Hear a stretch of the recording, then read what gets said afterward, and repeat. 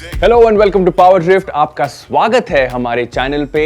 I have finally managed to ride the Hero Xoom 110, which is their newest scooter, or as I would like to call it, the Xoom. So without wasting any more time, let's dive right into it because ये बहुत interesting है.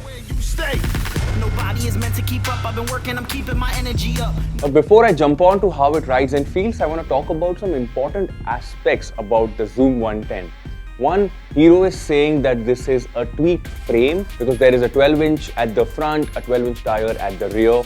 But the most important thing that I want to talk about is this engine. Although it's taken from the Maestro 110, there are changes that have happened to the motor to suit the characteristic, the personality of the Xoom 110, which I think is very youthful, very peppy. And it also translates when you start riding.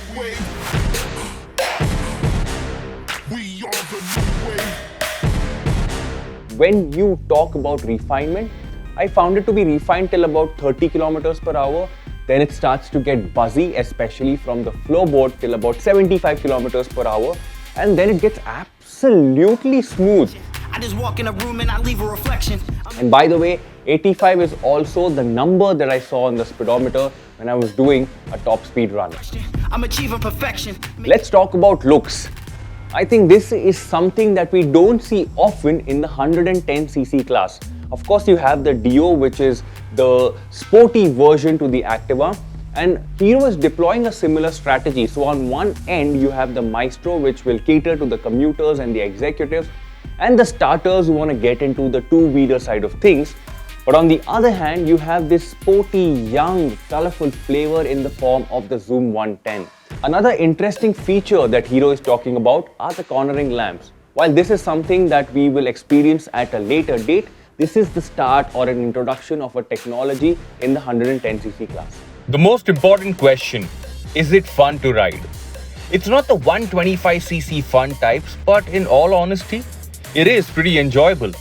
The internals for the suspension units have been tweaked for the Xoom, and in spite of that, the ride quality is something that you will expect out of a scooter.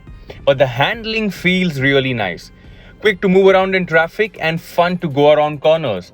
Credit some of that to the weight as well because that is a modest 109 for the top spec variant.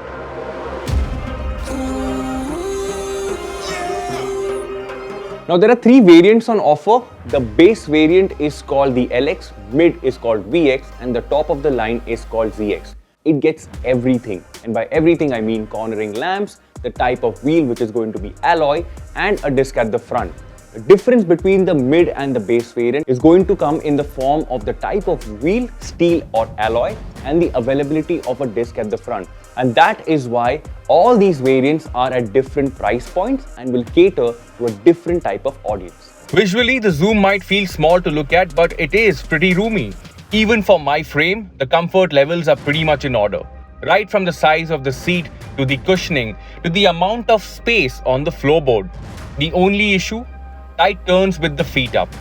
In the same breath, I want to talk about convenience. There is no external fuel filler because Hero believes that would have compromised the aesthetics at the rear. But you cannot open the seat lock remotely either. The lock on the side panel looks old school and definitely is a dent on what is otherwise a clean design.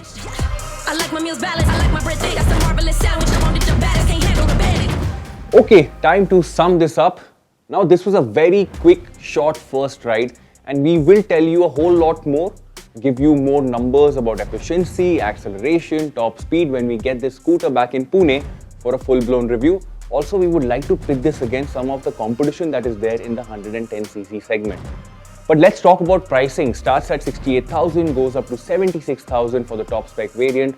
And it's right in the mix. The Activa, the Jupiter, the Dio as well. It's just right in the center. There are some obvious issues with the scooter. For example, the paint quality, the quality of parts, switch gear, weird panel gaps. And I hope Hero MotoCorp as a brand really focuses on that and sorts that out in the near future. What I also think is interesting is the availability of this body type in the 125cc segment because that's where you have your scooters that give you fun, that get you a smile. So the Avenir, the Ntorq, really hope Hero works on that in the near future too. But for now, this was a very quick first ride report. Like I said, If you have any more questions about the scooter, please drop them in the comment section below and we'll be more than happy to answer those questions for you. And we will see you again with this scooter and some other scooters in a mega comparo. So stay tuned, stay subscribed, stay notified. My name is Varun Painter and I will see you later.